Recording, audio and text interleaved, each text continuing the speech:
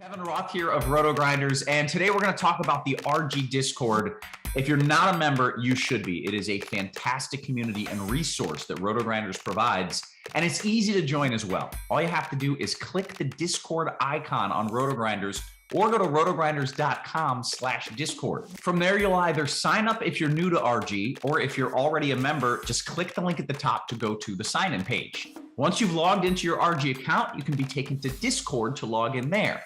Once you've connected those accounts, you won't have to leave the server. You can freely close out and reopen Discord without ever having to reconnect. The idea of Discord might be a little bit daunting to you, but it's actually pretty simple to navigate. Whether you're on mobile or desktop, the far left side will show you the Discord servers that you've already joined. Then next to that, you'll see the channels within that Discord.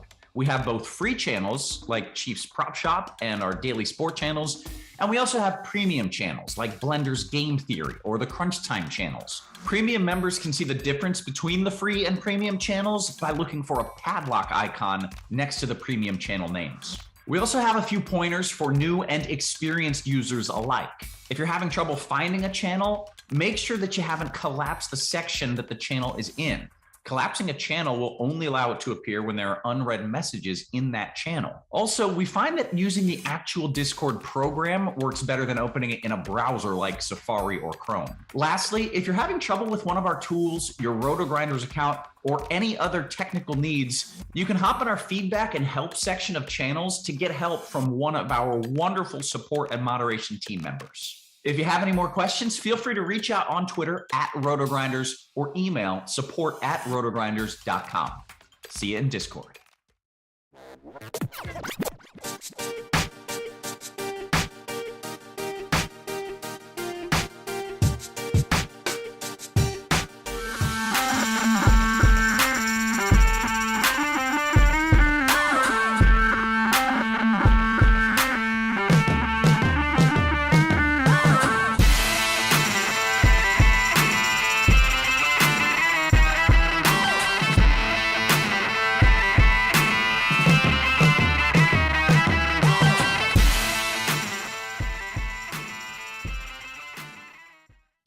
Good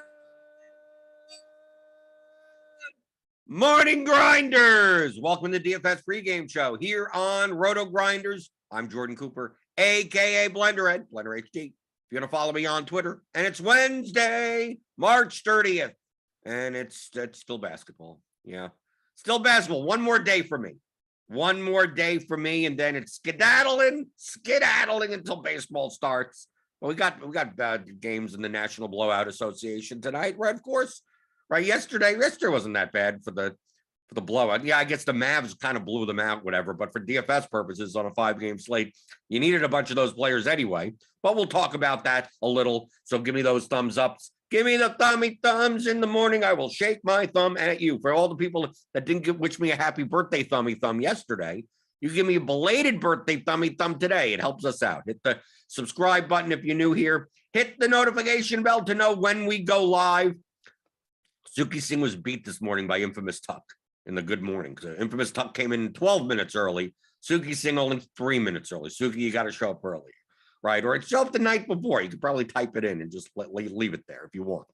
We got them in the chat. Mike D, Pug Daddy, Mike Blaze. Trey says another top 1% finish, another disappointing night with it. We play a sport where anything but first sucks. Well, you would hope that anything in the top 10, right? Your goal, like get up there enough. And that's why I'm not playing tonight. The FanDuel just went back. Like yesterday, they went back to the 100K to first, and the 10th place is like $600. But it was a $4 contest, so I just maxed that out yesterday. I ended up losing 200. I put in 600, got back 410 or something like that. So it wasn't that bad. But now they've gone. It's the $9.99. It's 100,000 the first, 20,000 the second, 10,000. Like it's stupid, right? DraftKings, it's like very similar, but a little bit better. But that's it was at an $18 price point. Yeah, it's a smaller contest or whatever. So once I saw those two contests and I saw it's an 11-game slate, right? Late season NBA, 11-game slate. with staggered start times, and it's wrestling night for me. I know that last Wednesday was great. Yeah, last Wednesday I'm like, oh, maybe I don't play, right? Maybe I don't play. Do I have to do it? I'm gonna stop watching AEW Dynamite and swap all my stuff. I didn't mind last week because the playout structures were actually flatter. So I'm like, might as well do it. I'll go through the inconvenience. But now these payout structures are, right. You play $1,500 in entries, and if you don't come in the top 10, I mean, even if you come in the top 10, like you made 8th place doesn't mean anything. Set of stake knives, right? So yeah, that's why if you're going to play those contests, my rule of thumb, it's not a scientific method, but my rule of thumb is that I will usually not put as much volume into a contest that is past 10th place payout in it. Okay, so if on FanDuel today, we go there. Let's go to FanDuel. You'll see that the payout. Like I don't mind when the payout is 50, 30, 20, 12, 8. Like it goes down like that. But I mean it's just unsustainable if you're playing a lot of entries. Right. Okay. So here we go. The $9.99, 100K to first. Go here. Take a look at the prize pool. Right. 100,000 to first, 20,000 to second, 10 to 5, 2, 1. It's even worse. 10th place is $200. $200. The difference between 10th and first could be like 3 points. And it's going to be a difference of $99,800. So based on this payout structure, like I'll probably, if I were to play it, I wouldn't play more than 20 entries into it, right? Because that's what 10th place is, $200, right? It's about a $10 entry. That's my, because if you do it at that point, if you come in a couple of places, if you put in 200 and you get back 140, okay, not that bad. Okay, you lost $60 on the night. Okay. You put in 200, you place a whole bunch of stuff, you end up with 280. So it's like, okay, not bad. And if you come in 6th place or something, you put in 200, you get back 1,100 or something. Oh, okay. For 6th place out of 35,000 entries. Right? So in these contests, you have to be going for first place. I mean, that seems given regardless, but some people don't seem to understand that. Right? They'll play safe. I want to play as safe as possible. Right? Who's going to do well? No, you want to take on as much risk as you can. Right? And the less entries you have, the more risk you should be taking on, because you're risking less. So if you have 20 entries, build 20 entries that go balls to the wall for first place. If there's some chalk guy that isn't like a guy that projects for 7 million points or anything, like this guy's going to be 44% owned, right? Cade Cunningham was chalky yesterday. DeRozan was chalky yesterday. A lot of on FanDuel was more done due for positional purposes. But you can just avoid those players, right? Just go, I'll find a lineup that projects for 2 or 3 points lower that doesn't have those guys in it, drops the ownership, and then you go for there, right? Play a 2% owned player that projects well, something like that. You have 20 lineups. Take 20 good shots at first place rather than thinking the other way. People think loss aversion. They go, I only have 20 lineups, so I want to make sure I get something back. It's like, well, you're risking less. If you're playing 150 lineups, then I can understand where I'm going to have a mix of some risky lineups, some a little bit less risky lineups. So when I put in 1,500, maybe I get back 800, right? You're still losing 700, but if you played all risky lineups, it's possible you put in 1,500 and get back $100, and you lost $1,500 on the day. That's primarily due to the payout structure. The payout structure for last week, like this 11th to 15th place spot was $1,000. It was like 1,000, 2,000, 3,000, 4. Like it was really much flatter. Like I don't mind, right? When 11th to 15th plays $1,000, like you put in 100 entries. There's no problem. Put in 150 in. I mean, I'm a little bit over, right? And then we take a look at DraftKings. We'll go here. We'll go to the lobby. DraftKings, it's like they're normal for the most part, right? We go to the fadeaway, right? So this is a little, like I said, this is a little bit better, but not much better, right? So we look here on FanDuel, right? We can see the prize. We can see prizes right down over here. So first is 10, right? 120, 10, 5, 2, 1. This is 100, 25, 10, 6, 2,500, 2,000, 1,500, 1,000. So you get a little bit flatter from like 5th to, $600 is 15th to 19th place. So you get a little bit more flatness in this level. So this is an $18 contest. So I would look and see 10th place is 1,000. So I wouldn't put in what we're talking about, 50, 55, 60-ish, 55 to 60 entries into something like this.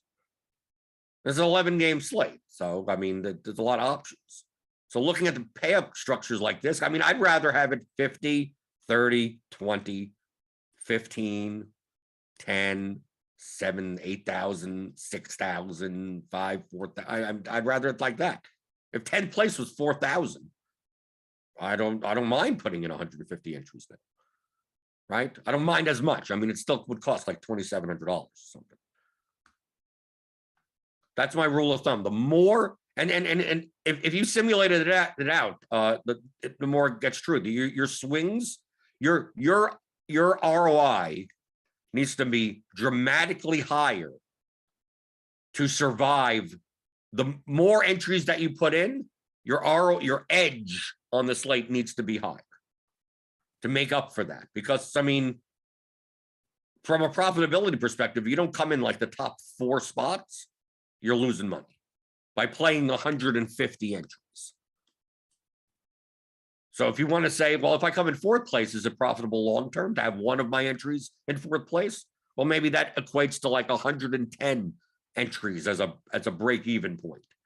Coming in 5th place, maybe that the break-even point is a 65 entry build. Obviously, all plus EV lineups. But you need a lot more dead lineups in the contest. You need a lot bigger of an edge. And guys like Brian Hooper, Brick 75, have theorized this type of stuff. If you listen to the Lulz podcast with Pete Overzet, they've talked about it a couple of times. And I do, and that has always been my approach. Although I've not simulated it out, it just made intuitive sense to me that when the payout structure is this top heavy, that unless that you need a bigger edge in order to survive the swings of playing 150 max, of playing all 150 lineups. So that's kind of the basis of why I don't, right? So if the payout structure changes, I don't mind 150, right? Some people take it the wrong way. Oh, you never 150. And then they see that I'm on FanDuel with 150 lineups. They go, why'd you play 150 lineups? It's like, well, the payout structure is better. I don't mind, right? Or the total cost, right? $600 last night is a fraction of a percent of my bank. Why not? It's $4 entries, $600. It's not $1,500 like it was the day before. Okay, why not? If I'm going to make 50 lineups, I'll make 150 lineups, whatever. So it's not, when I say usually, sometimes it's just like screw it. Oh, going through the YouTube chat. Let's go MLB season. Pug Daddy.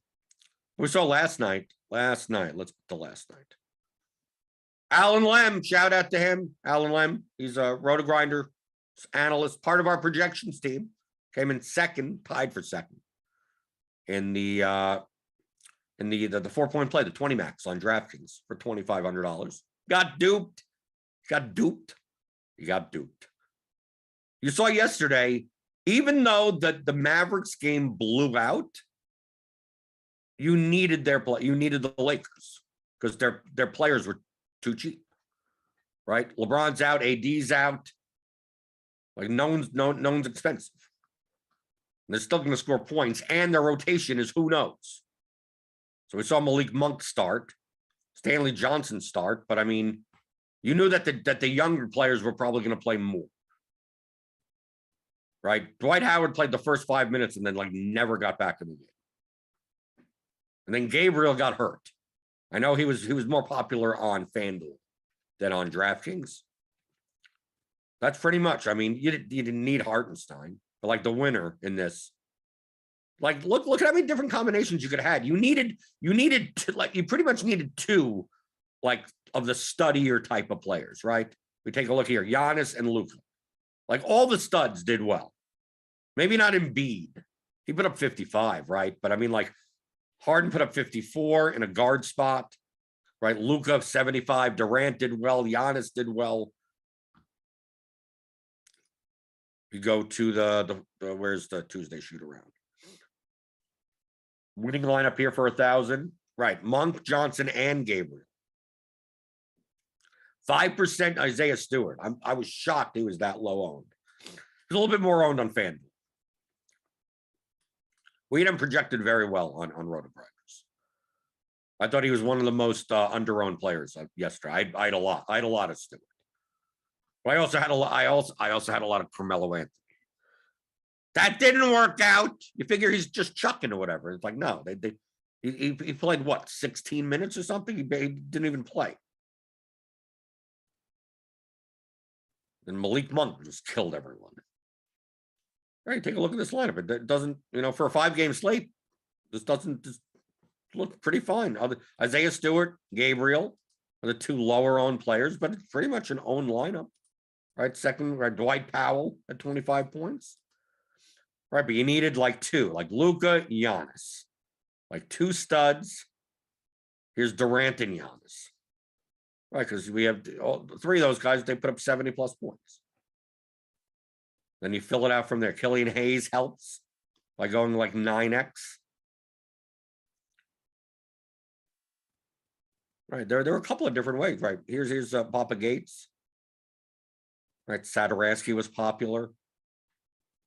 Right, Drummond was only 5,500. Right, you didn't need to go, nuts, contrarian or anything. Go down to this lineup. Right, they all look about the same. Right, Hardenstein was much cheaper on Draftkings. He was less of a play on FanDuel. We go to compare exposures. Now, I played on FanDuel last night, so it's a little not as like Howard was. Howard was like 2% owned on FanDuel. He didn't need to play like a 4K sector. So looking across the board, Bagley was chalky. Interesting. Well, that's the reason why Stewart was lower owned, right? Most likely, if you're playing Bagley, you're probably not playing Stewart. I mean, you still have Olynyk there, right? It was basically a 3-man rotation for 2 spots on the court. But most likely, you're not playing Bagley and Stewart together, assuming one gets into foul trouble or something like that. So he bombed. So that's where a lot of the leverage came from.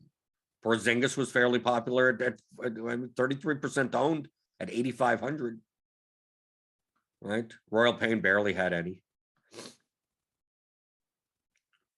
But look across the board. I mean, when you're looking at the green, it kind of fits the ownership. Satoransky, I think for the most part, I mean, we have like the Whistles had 41.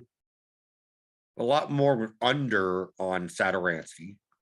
If you look across the board, not 0, but under the 32. Porzingis seemed to be mixed. Drummond, more were way over, but some were under, so that's mixed. But Luka was the stud that most had, other than RBX88, who had 0. But of course, he's a highly contrarian player. Looking for more of the red. Right here, Russell Westbrook. Yeah, most barely played him. 15% owned. Some had 0. Or almost 0. Rudy Gobert, that was a situation last night, right? Whether or not he was even going to play, right? He was questionable, which was tough because it's the 10:30 game, 10:30 game, and the game before it is 8 o'clock. So it's like that's the only game. So late swaps, it's like if Gobert wasn't going to play, you just like you slot in Greg Monroe and hope for the best, or Eric. Like there's nothing to switch over to. You play the Zubac or something on FanDuel or whatever, maybe Hartenstein, or you play him in the utility and you switch over to like Reggie Jackson or something. So that was tough. So I understand that. And Kyrie continues to be over-owned. 8% owned, and you can see across the board pretty much. You know, the Nerdy Tenor and JBC had like 4%, and everyone else had like nothing. Kyrie was a little bit more viable on FanDuel. But at 10-8 on DraftKings, I don't know how you play that. Mike Conley, but the field was more over on Kleber, Conley. Sharp players were more on, let's see, down here. Daniel Gafford a little bit, I guess. Well, here's a bunch of green.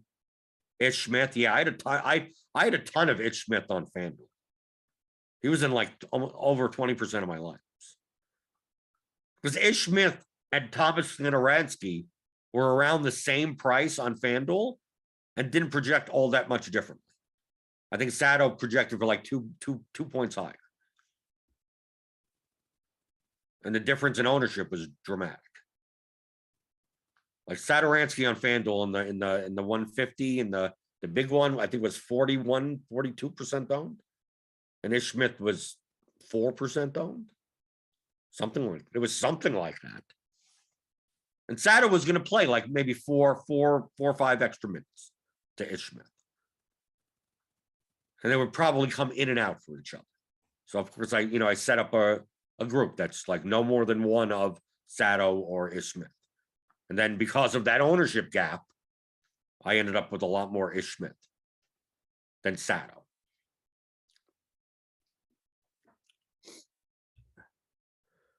Let's see.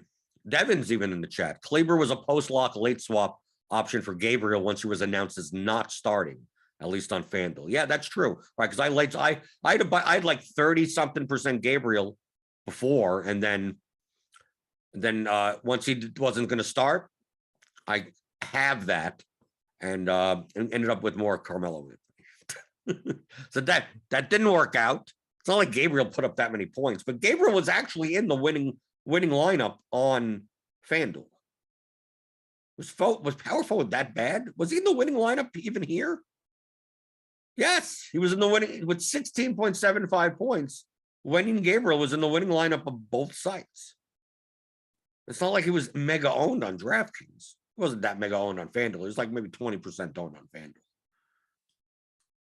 Was power forward that bad last night? Stanley Johnson? Yeah, what happened to power forward last night?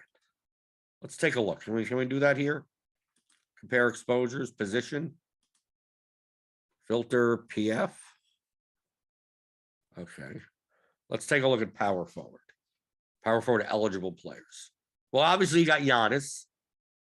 Tobias Harris, like no one had. I had a bunch on FanDuel. He was much more owned on FanDuel.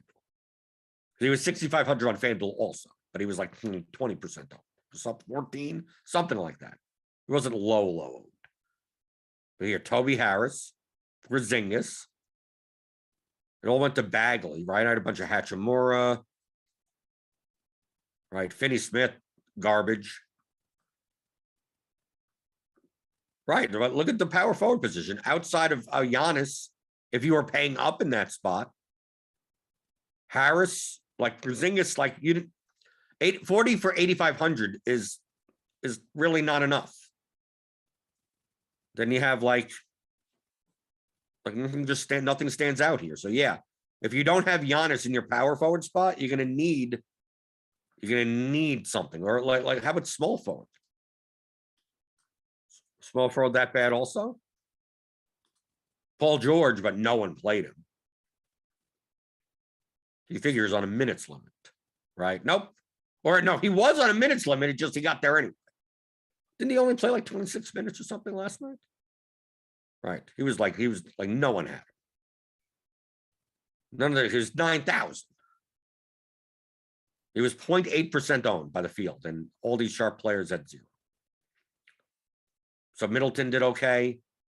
Right. Just the forward position. I guess Bullock was okay for 4,200, I guess, maybe.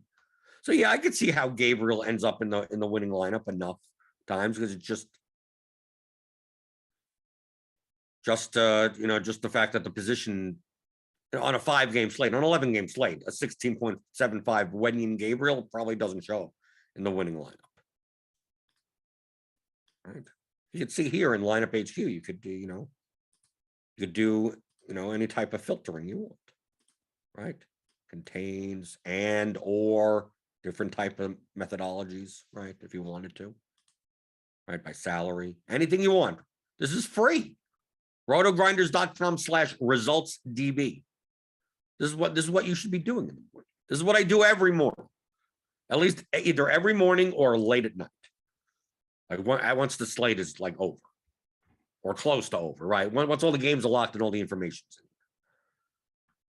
Reviewing your play. Reviewing your play versus sharper players' play. Did your lineups look similar to their lineups to some extent? Right? Oh, I had a whole bunch of X. Right? And then you see that like no one had barely any. It's like, well, why did I pick that guy? Well, probably neither one you weren't looking at projections like we had here at RotoGrinders, or whatever you were wading into that was wrong. But they had a great matchup and so and DVP or some BS that doesn't matter. You're looking at the past 9 games, he's put up 40 points against this team. It doesn't matter. Like those things don't matter. They have no predictive power or very limited. And you overweight that in your head. And then you look and it's like, what did sharp players do? Oh, they didn't care about that. Why did they care about it? Because it doesn't matter.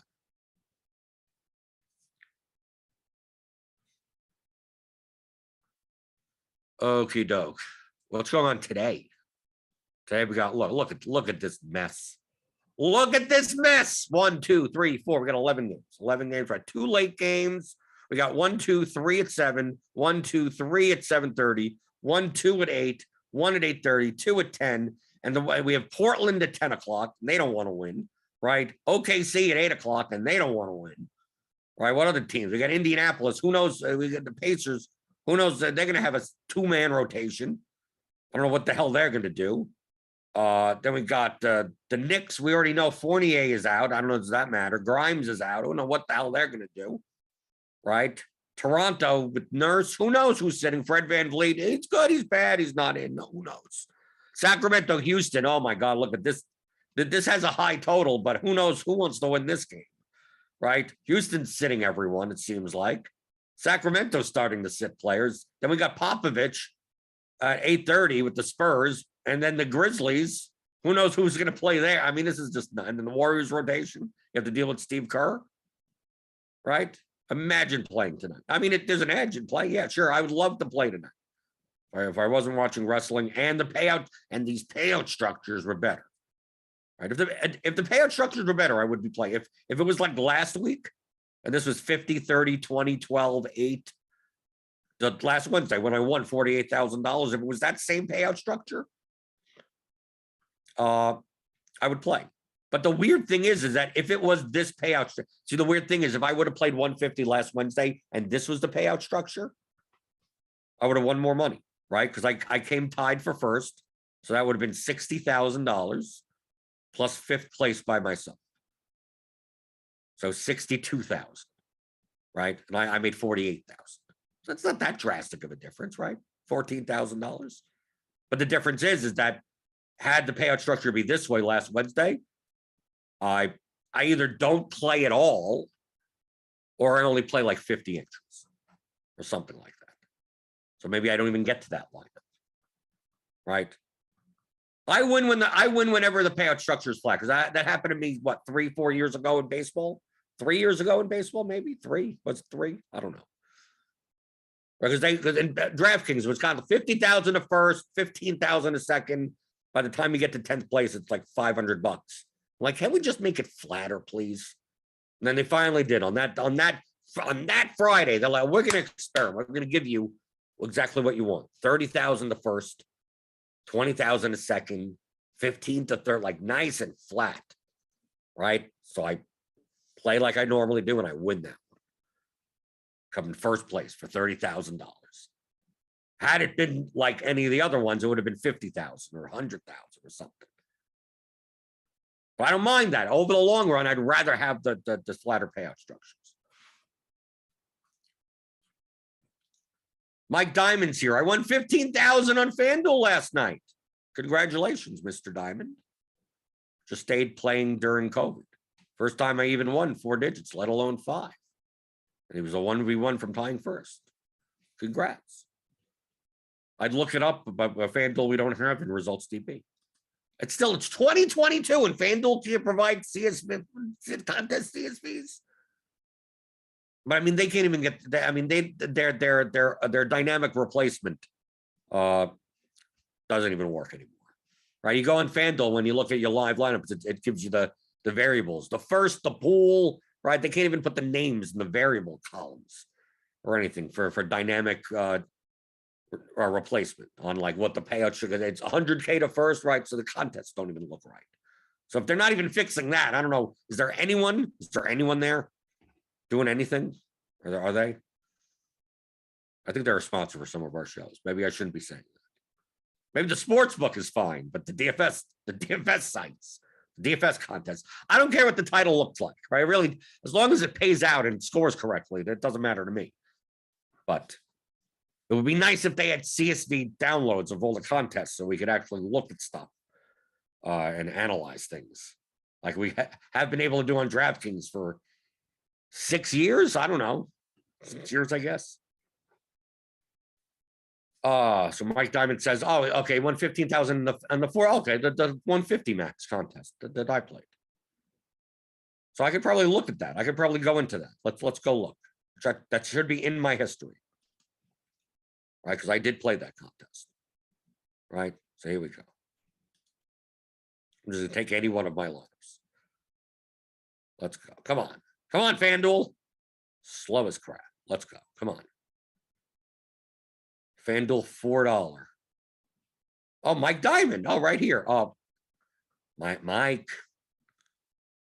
has the wrong logo. Mike has the wrong logo up there, but whatever. I guess so. It's fine. He'll get a free month from somewhere else. So yeah, Satoransky, Luka, Cunningham, DeRozan, Stanley John. I mean, these don't look that much different than my lineups, other than I don't have this exact combination of players, right? Because I had more Ish Smith than Sato up here, right? Cade came on late because Cade got injured in the first half and ended the first half with only like 15 points. Then the fourth quarter, he just racked on the points at the end. So yeah, so Kleber. So yeah, you came in even with 13 points out of Kleber. That's how bad the power forward spot was. Right? Like, take a look. This is one of my worst lineups. Like, it's being compared to one of my worst lineups from yesterday. Right? So yeah, Stewart, Harris. I mean, I had all these guys. Right? So there you go. Third out of 114,000 for $15,000. Mike Diamond. Congrats. Even though you don't have the right logo up there, that's fine. That's fine. The fact that you're using some type of information and projections and something I'll consider that a plus. Like I always say on shows, like as a professional, if you want to call me that, as a full-time DFS player, I subscribe everywhere. Like I could utilize everything. I at least want to see what other people are doing. But I'm also not a shill.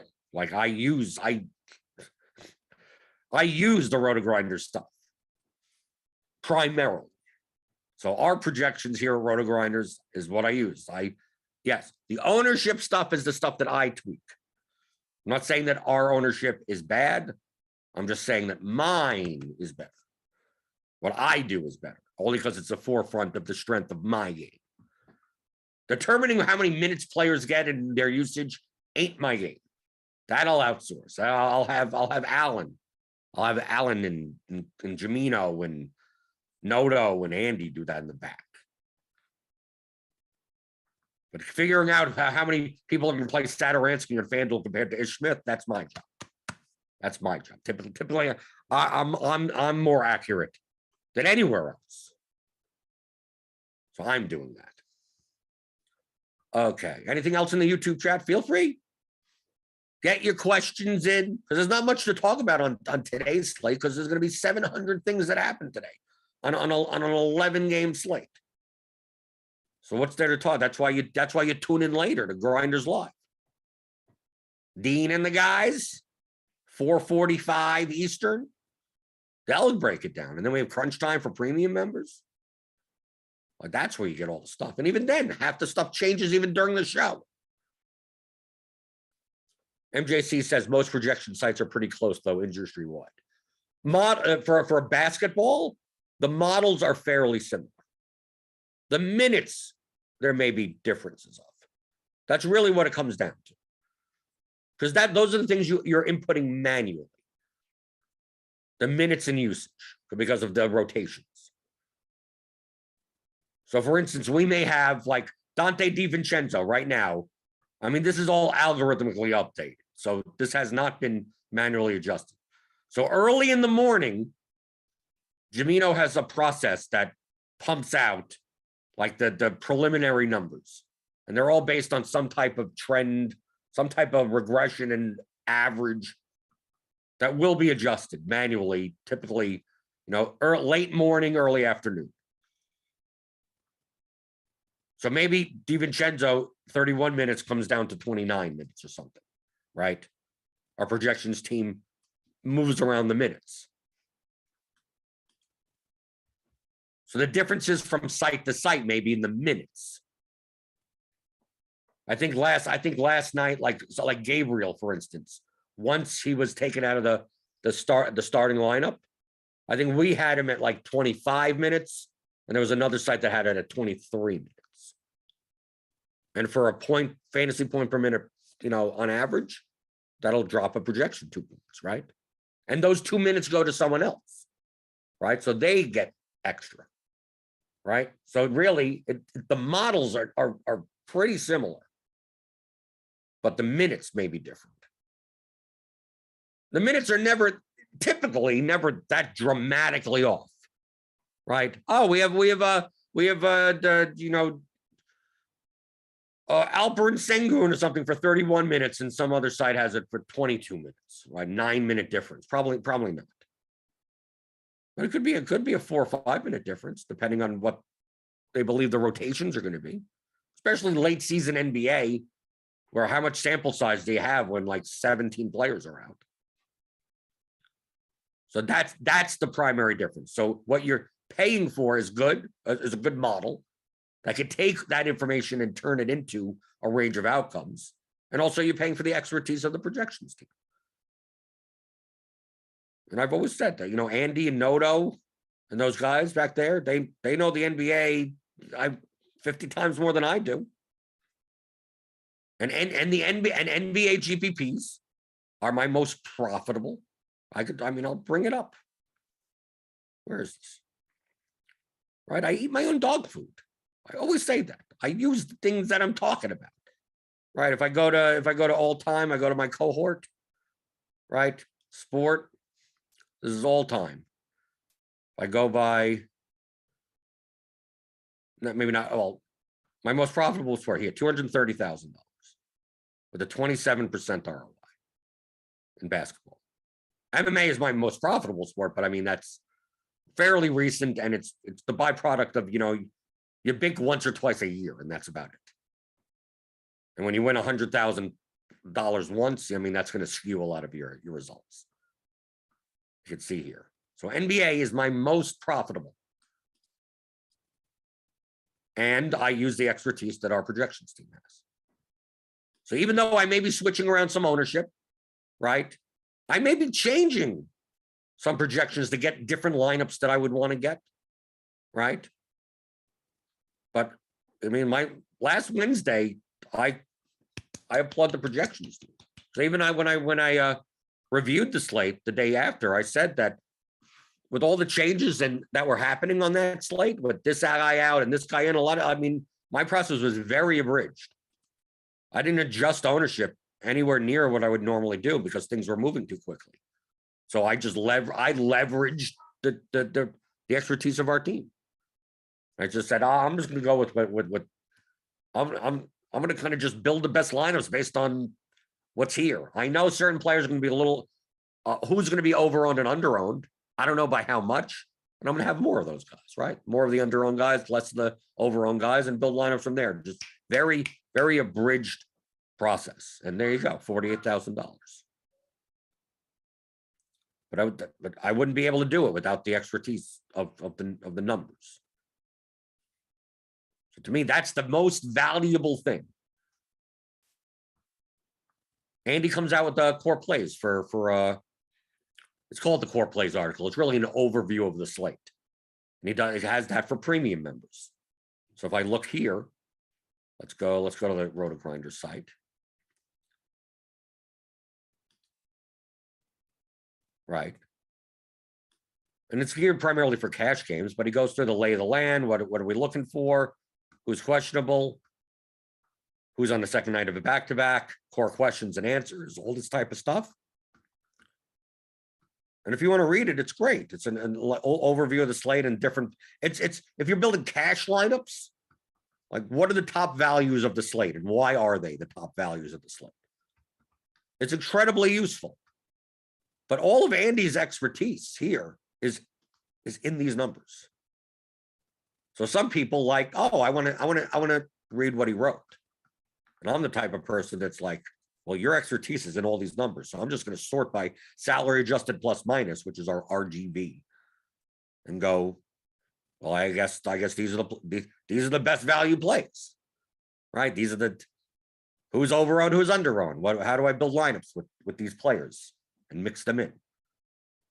I don't need to know why. I don't care about the why. I don't care. Don't tell me. I don't know why is Davion Mitchell at 39 minutes against Houston at 7,600? Like one of the top plays on the board today. I don't need to know.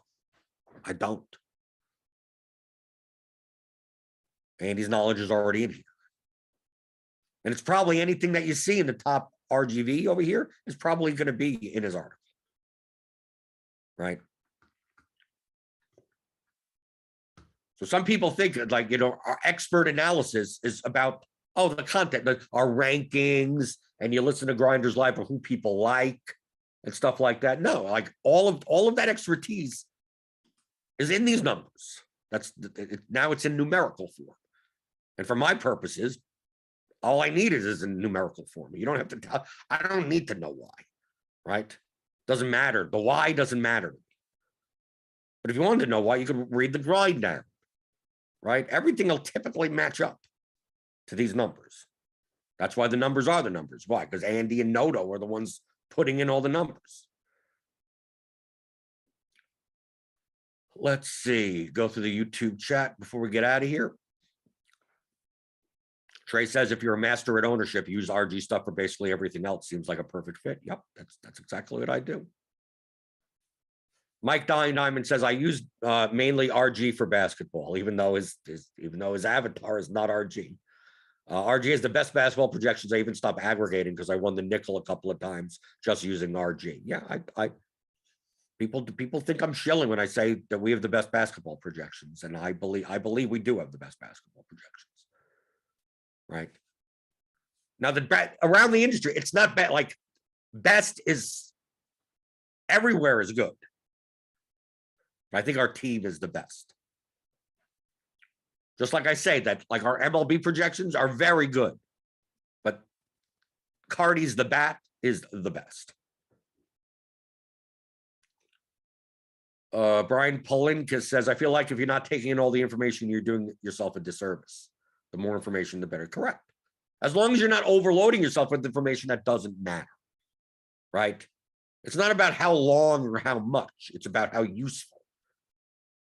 So a lot of times, the better, the more skillful you get at DFS, the less time it takes you to do things.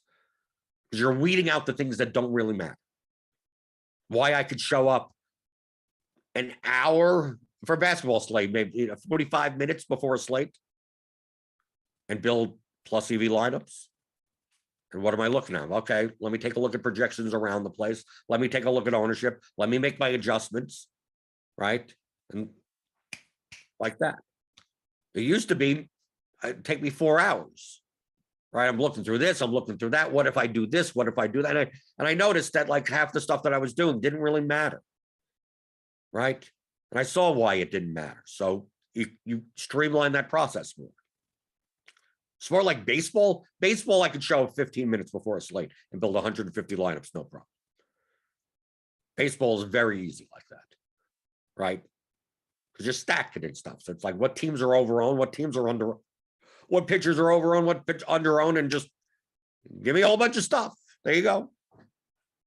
I'm not going through, well, do I play Joey Votto or do I play Freddie Freeman? You're not doing any of that, right? It's a very high variance sport, event-driven. So like, well, he's a lefty versus that. Like, dude, you're building GPP lineups. You're stacking. Don't worry about the players, right? Just take, if by default, and I've always said this, by default, there are better ways of doing it, but by default, compared to the strength of the field in the large field contest for MLB, on DraftKings, if you only stacked 5-3, just 5 players from one team, 3 players from the other team, whichever way they fit in, doesn't matter the gaps, what batting order, doesn't matter. You just take 5 players from one team, 3 players from another team, and the 2 pitchers or whatever, and you just did that. And you built whatever lineups you can that have 5, 3, whatever teams that you want. If you just did that, you're probably good. You're building at least competitive lineups for large field GPPs, no matter what 2 teams they are. I want to stack the Tigers and the Twins. Okay. Or I want to stack, I've on a 13-game MLB slate. It's like, I really like these 6 teams today. And you want to play 50 lineups. So take those 6 teams and make 5 threes out of all of them. And then whatever pitchers fit in projection-wise. Well, I'm playing the 9th hitter here and the catch. Who cares? Just take 5 from one and 3 from the other and fit them together whatever way you can. You can do that on lineup HQ. If those are the under-owned teams or whatever, fine. Jam them together. Right? You don't have to worry about what's a one-off, you don't have to worry about it. If you just did that by default, you could probably go the entire season and be profitable. Probably. I mean, you're at least building you're probably building enough plus EV lineups, no matter what teams you choose, that you're probably falling. So that's by default. So imagine you could show up first. Imagine just like by default, it's like, okay, it's 10 minutes before lock, and you've not even looked at the baseball slate. You just look and you go, oh, it looks like the Braves are over-owned. Oh, it looks like the Dodgers are under. Oh, okay, I'm building 20 lineups and I want these 4 teams. I want 20% of each or something. And I want these, and then make lineup HQ, make 20 lineups. And there you go, you're done. Like you could do that, right? A lot of people are spending the entire day going through like, oh, well, what does this pitcher look like? And what is this and the dude, it's a high variance sport. They're going to get 4 at bats. Who cares? Let's go. Just stack teams. It's highly correlated. So just stack teams and you're fine, right? You'll find that you could spend 4 hours researching or 10 minutes, 5 to 10 minutes, just, looking at our slate IQ that shows the stack probabilities and just building based on that. And you'll find that building just in 5 minutes is going to be more profitable than spending all 4 hours doing stuff that pretty much doesn't matter. So the more skillful you get, you start to figure out what stuff doesn't matter, not what stuff matters. And that's why that's why you can have a lot of these sharp players. They're building 150 lineups for multiple sites, playing high stakes contests. They're playing all this stuff. And you're like, how do they get that stuff done? Yeah, because they're doing it in 5 minutes. If they're doing it in 5 minutes, why are you taking 6 hours to do it? Oh, I don't have the time. I work. What time do you need? We do all the work for you. Oh, let's see.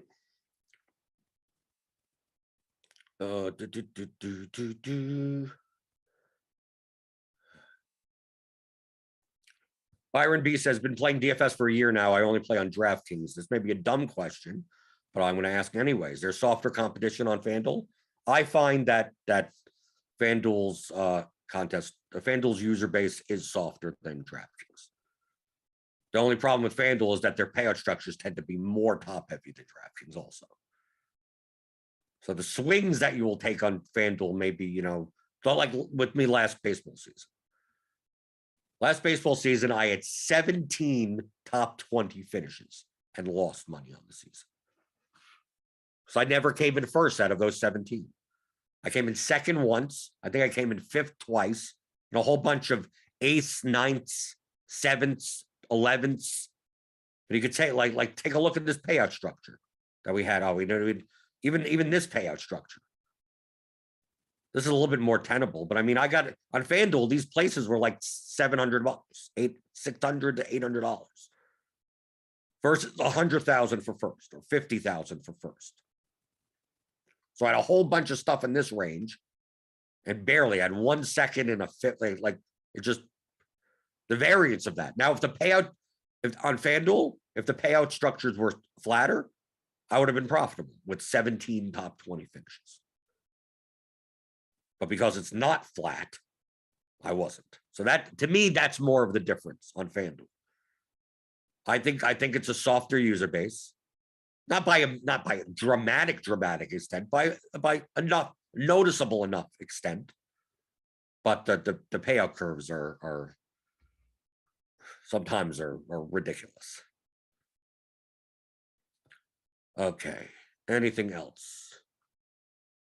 Oh, now we're getting all the questions. Right. 20 minutes ago, as I felt like I was wrapping up the show.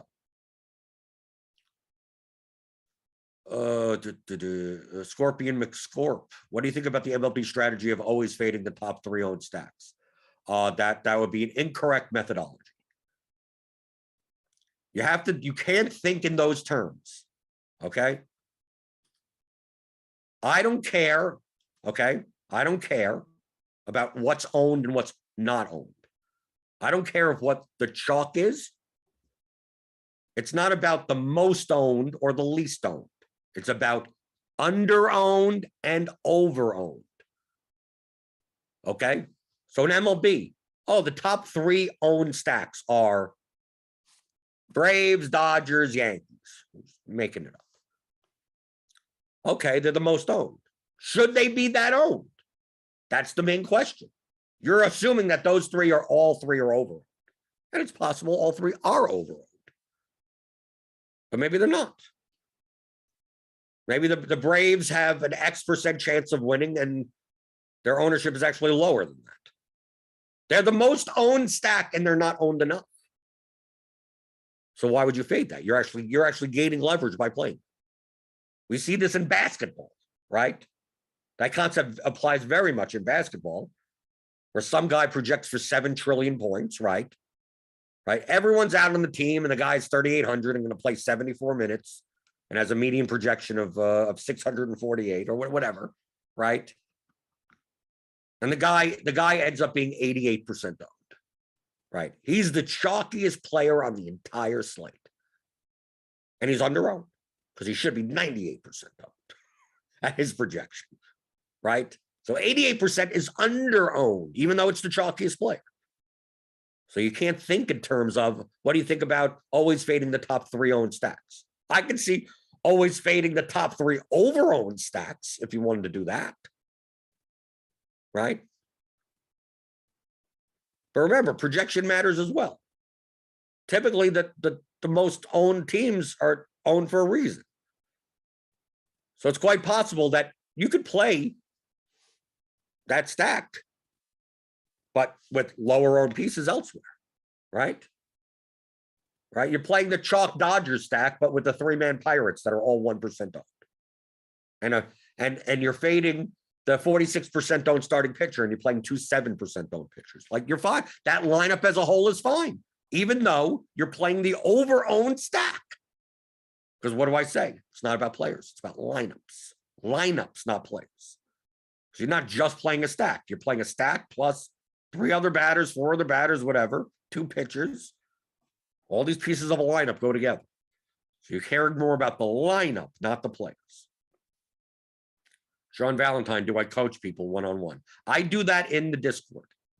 The RotoGrinders Discord. If you're a RotoGrinders premium member, where you could sign up, right? Click on that link in the description, get $10 off your first month.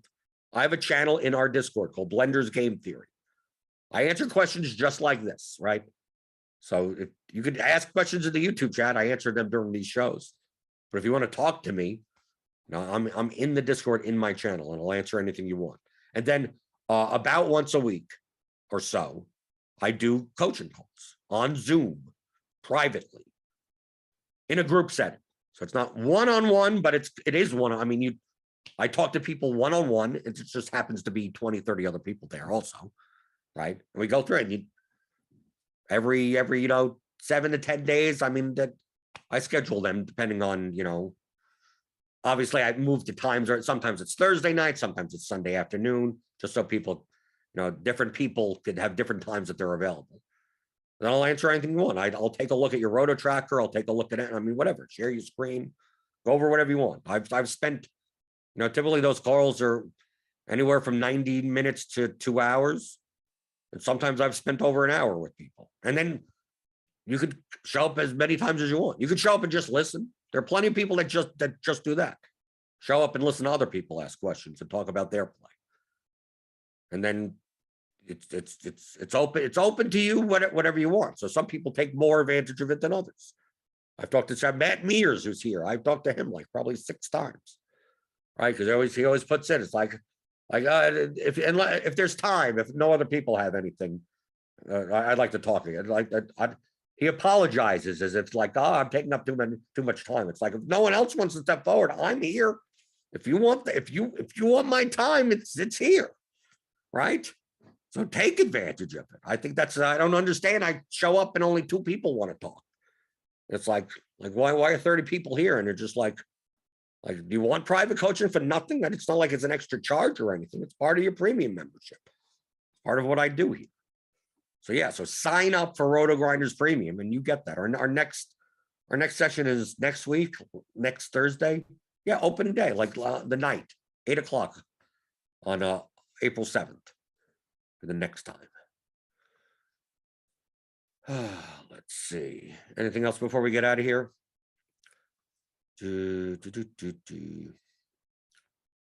Not really. Devin's posting all the links. So yeah. Okay, so join the Discord, rotogrinders.com/Discord, RotoGrinders Premium. You get a combo premium. So you get basketball, you get baseball, you get MMA, soccer if you want, and projections for anything, right? I know we don't have an MMA card. It's a good thing. No MMA card on WrestleMania weekend. So I'm not going to be playing.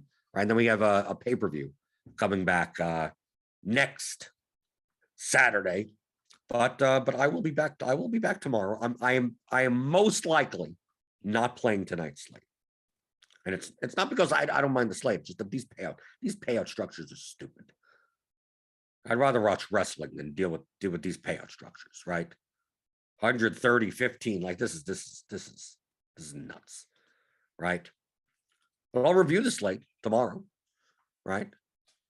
And tomorrow will be the last day for this show for NBA, and then I come back a week later on Thursday, and then we right into baseball season. And you know what's going to happen by July in MLB? We'll be like, when is this season ever going to end? Right? Be like, when is football coming back? Right? It's be like the same thing over and over again for baseball. But that's welcome to DFS. That's what it is. That is what it is. So hit those thumbs up buttons on your way out the door. Give me those thumbs. Hit the subscribe button if you're new here. Hit the notification bell to know when we go live. We got Grinders live later today on this channel, 4:45 p.m. Eastern, to go all the details of tonight's 11-game NBA slate, crunch time with Roth and Andy Means at 6:20 p.m. Eastern for premium members. Also, 2 p.m. Eastern, Grant does his live lock show on the Scores and Odds YouTube channel. So if you're doing some prop betting, check that out.